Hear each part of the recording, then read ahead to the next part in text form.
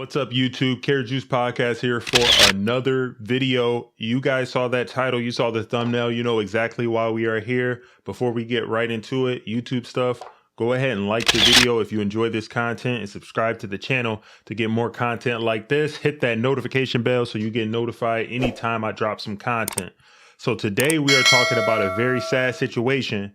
You know me, you know how we do it here on Karat Juice Podcast. I'm going to bring up incidents that occur no matter what color you are, no matter what's going on, because that's how I rock.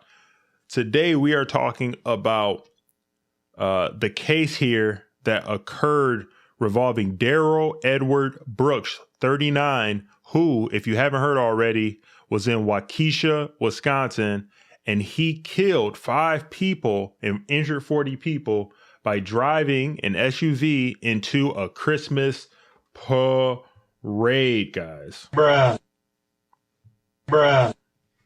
You can't make this stuff up. You cannot make this stuff up. So I'm going to go to Media Takeout News right now for the report. And it indicates right here, Waukesha suspect's family says it was an accident. He's innocent, just like Kyle Rittenhouse. What are we even talking about? I'm going to get my thoughts at the end. I'm just going to get through this article, but there's so much problematic stuff with that statement. All right, so at least 5 people have been killed and 40 injured, including at least 12 children, after a speeding SUV plowed into a Christmas parade in a suburban town near Milwaukee, Wisconsin on Sunday. Police have a suspect in custody whom they believe is responsible for the attack. The man in custody is Darrell Edward Brooks, 39, according to online reports. He was detained by cops in Waukesha, Wisconsin, after the red Ford Escape sped through the town. Police believe he was the driver of the SUV. That's a picture of the man there. But before we all cast judgment against Darrell, there may be more to the story. Multiple people claiming to be members of Darrell's family are telling a very different tale. They say that it was all a horrible accident. Okay, so according to Media Takeout News, they were contacted by 3 separate people, all connected to Darrell through Facebook, who claimed to be his kin. They all told the same thing, that Darrell was the victim of an attempted carjacking. They say Darrell was stabbed in the shoulder by a carjacker, and as he was attempting to get away from the carjacking, the accident occurred. The family members are extremely worried. They tell Media Takeout News that Darrell, who they say is innocent, won't get the same benefit of the doubt that Kyle Rittenhouse did after he was charged with killing multiple people. One of Darrell's family members told Media Takeout News he's innocent. What happened was not a crime. He needs to be let free, just like Kyle Rittenhouse. Oh my goodness. But there are a bunch of differences between Darrell and Kyle Rittenhouse. First, race. Darrell is black and Kyle is white. Outside of that, though, there's a lot more to Darrell that makes him a less sympathetic character. Right. Don't just go to race right away. Goodness gracious, man. All right. Darrell had a history of pimping white women. Here's a video of him explaining how he got a pandering charge for pimping out his baby's mother in Las Vegas. His baby's mother, who is white, was just 16 years old at the time. Oh my goodness. I'm not going to play this video. You can do it on your own. I have not watched it. I don't want to get a copyright strike or anything. I'm going to put the link to this in the description. You guys know how I do. I'm not going to play that right now. You can do that if you will. Go to the link. All right. So according to police, a red Ford Escape broke through barriers in Waukesha, Wisconsin around 4:40 p.m. as the parade was taking place and drove at speed through crowds, sending bodies flying as horrified families watched on helplessly. Police say a person of interest is now in custody, but no arrests have been made. ABC News cites an unnamed law enforcement source who says there might have been a second person in the vehicle. An internal memo that went out to police said police have 1 subject in custody and 1 remains at large. Waukesha Police Chief Daniel Thompson will not yet confirm if they believe the attack was a deliberate act of terror or if the suspect lost control of the vehicle while fleeing an earlier crime. They have also refused to comment on whether the incident has anything to do with the Kyle Rittenhouse verdict in Kenosha, 50 miles away. A press conference has been scheduled for 2 p.m. and they have a video of the attack. All right, I'm going to get my thoughts on this. Okay. First thing I want to add to this entire situation is this here. Rest in peace to the families. My thoughts and prayers goes out to the people who lost loved ones. Condolences to the families and for the people who were injured in this incident. I'm also going to give you this. He is innocent until proven guilty. I believe in due process when it comes to the law. He's innocent until proven guilty. That's the way the law works. Okay. All of this right here is alleged. My contention with this entire thing is,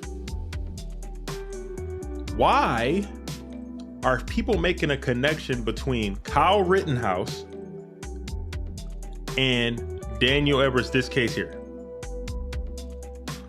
These are completely different cases. These are completely different circumstances. And Kyle Rittenhouse was found not guilty. There's a lot of reasons to that I'm not going to get into, but that was a self-defense case. They were trying to prove intent on if he intended to do what he did in the heat of the moment in a self-defense case. You can believe what you want about all of the particular things that goes into it, but a lot of lawyers were saying that they weren't surprised by that verdict because it was difficult to prove intent when it's a heat of the moment situation, self-defense, you're being attacked. That's the case. That's what's going on in that case. It's a completely different thing. I don't like when people go directly towards race in a situation like this because it's just the low-hanging fruit, okay? Now, with that being said,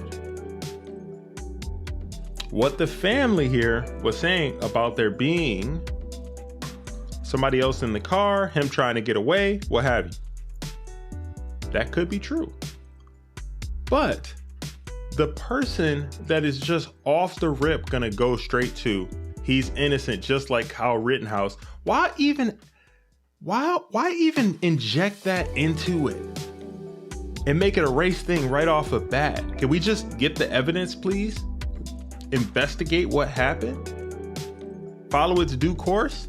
No, we automatically go straight to social media and try to make it a race thing. He's black, he's white thing. Hey, if he's innocent like you guys say, and that he was in fact being carjacked and it was a heat of the moment thing, let that stand up. But when you inject the name Kyle Rittenhouse into this situation, it loses some credibility because it just seems like it's just you're playing the race card. That's what it sounds like to me. And this is tragic. People are just trying to go to a parade and then somebody plows over them with the SUV. And then this is my thing too. Even if you are in a situation that's tense and everything, and you're possibly being carjacked or what have you,